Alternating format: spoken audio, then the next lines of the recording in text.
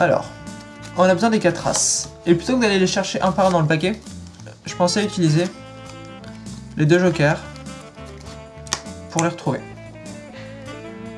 Hop. Déjà un.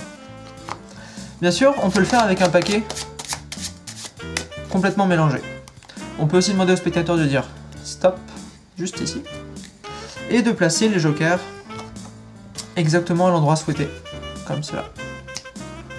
Maintenant on regarde, et effectivement, une carte entre les 2 jokers, qui se trouve être le deuxième As.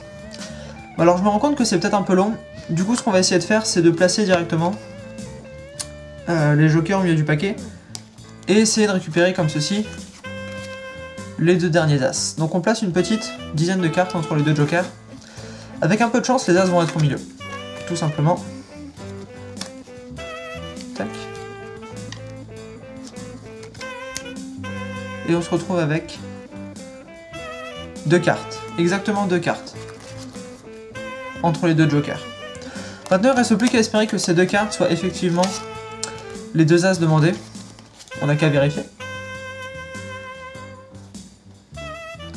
Les 2 cartes face cachée se... Oh. Les cartes qu'on a attrapées en fait c'était les jokers. Et au final, on récupère hop, les 2 As. Qu'est-ce qu'on fait avec les 4 As une fois qu'on les a? On les donne. Bien sûr, vous verrez pas ça sur une table de poker. Sur une table de poker, on les récupère et ensuite on joue avec.